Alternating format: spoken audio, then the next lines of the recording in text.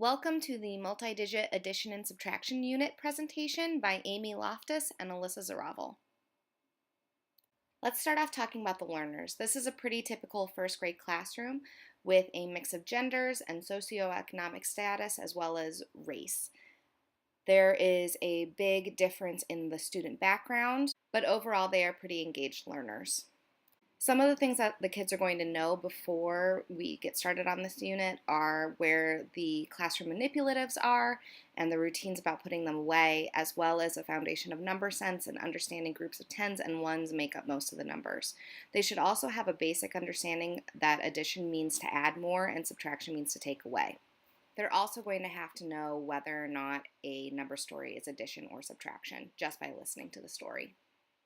Following along with Illinois first grade state standards for mathematics, students are going to be able to exchange base 10 blocks and name the number with 100% accuracy, as well as solve a variety of number stories and discuss the strategies and tools that they use. And then finally, students will be able to mentally add and subtract units of 10 to 2-digit and 3-digit numbers with 100% accuracy. This is an outline of what you're going to need in your classroom. Ideally, you'll have an iPad cart or a Promethean board, but work with what you have. And everybody should have plenty of places for individual and group work, as well as a set of math manipulatives. We based our lesson on the Hunter model because we thought that this was a great way to make sure that the lesson was comprehensive. It follows the basic guidelines that most teachers use, but if you haven't looked into the Hunter model, it is an excellent way to make sure that your students are engaged and interested in the learning. To enhance the Hunter model, we also wanted to bring in the idea of creating a knowledge building community and really encouraging the students to make sure that they were checking in with each other and teaching each other what they were learning and asking each other questions and really getting each other involved. Now let's get into the day-to-day of the unit. The first day is a base 10 block exploration. So what does this long mean and how many cubes would fit into this flat? And just giving them a chance to get really hands-on with the manipulatives and explore what they think that those could mean and to discuss with each other their findings. This worksheet would be used to check on the transference of students really understanding that the blocks are used to create numbers. Day 2 is more about place value, and so for our anticipatory set, we decided to bring in our good friends Annie and Moby to talk more about place value. The students would then get to explore more with the blocks, as well as getting to play a couple games on the iPads and the Promethean board. Day 3, students start working on their number stories. They start off with using an everyday math graph about animals' height and weight to make up their stories. They use those to write their number sentences as well as creating part-whole charts.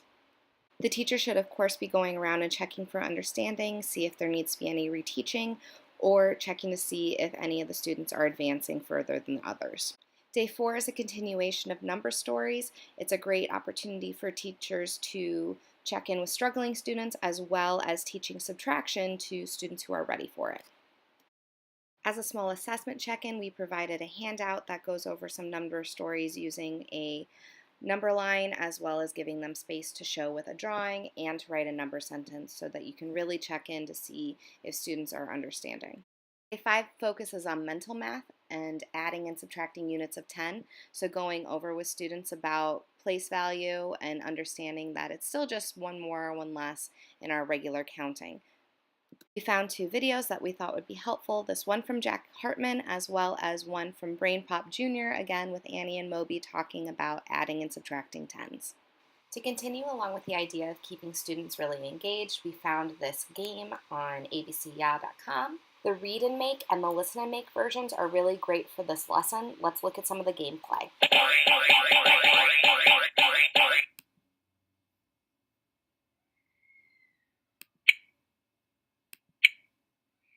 Listen and make. Use the blocks on the left to make the number you hear. 53.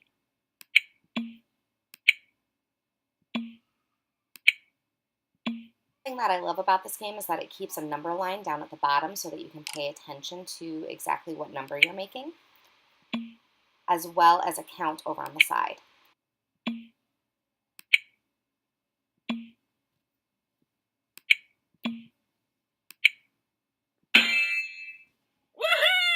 There are several other games available through the Everyday Math 4 curriculum, like this one about trading tens and ones up or down. To get to it, you need to go to the student section of the Everyday Math 4 curriculum. You will find a variety of helpful tools like videos that students can watch on their own to go back over number stories or other things that they would like to review. Down here is where you find the games. Here is where you can find the different exchange games, like penny and dime exchange, which comes into play later in this unit. But first, here are the tens and ones trading games. Day 7 focuses on coin exchange. There is a penny dime exchange game in the Everyday Math 4 curriculum. There's also the game with the monkey, like I pointed out in the other slide. Day 8 is when our knowledge building community really gets to go and talk to each other about what they're learning, as well as noticing that counting on and counting back can have a lot in common. If you click on the link down at the bottom, it will take you to the Everyday Math 4 curriculum guide you can use as a quick and easy reference to what's needed for the lesson. A great game that can be used to go along with Day 8 is the EM4 Stop and Go. This game is great because it can be played with a partner or against the computer. First, you need to pick out the colors for your player.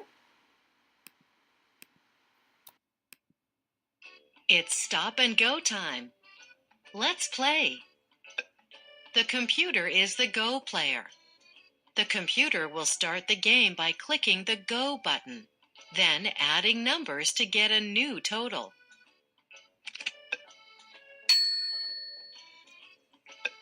You're the Stop player. Click the Stop button to get a number. Subtract the numbers to get a new total. Use the keypad to enter your answer. Then click OK.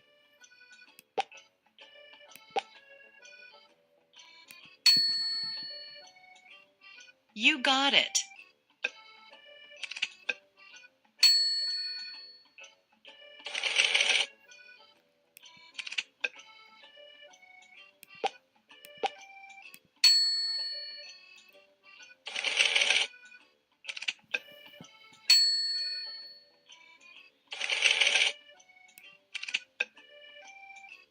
It goes through about 6 rounds of play, and it's a really great way for students to be thinking about mathematical concepts. Day 9 is when students get to stretch their creative muscles and come up with their own videos to go along with their number stories. They can come up with new number stories on the day, or they can use ones that they've already used. Then on Day 10, we get to watch them.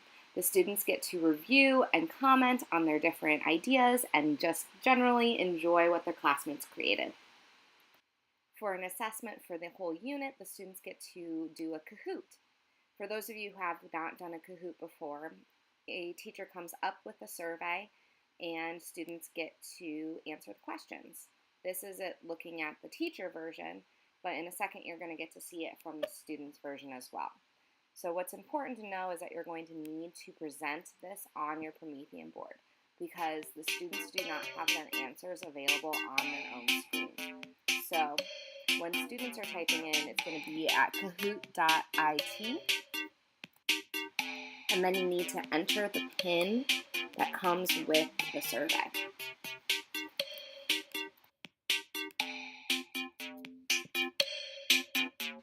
So here is the screen from the student perspective. They get to type in their own username, and then from the teacher perspective, you know when people have signed in. Here's our first question.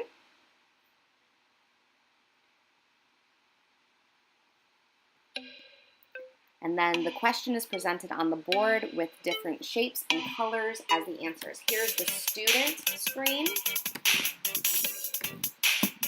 This is why it's really important to present it on the board because students do not have the answers presented to them on their own screen. And then you have access to quick and easy student feedback.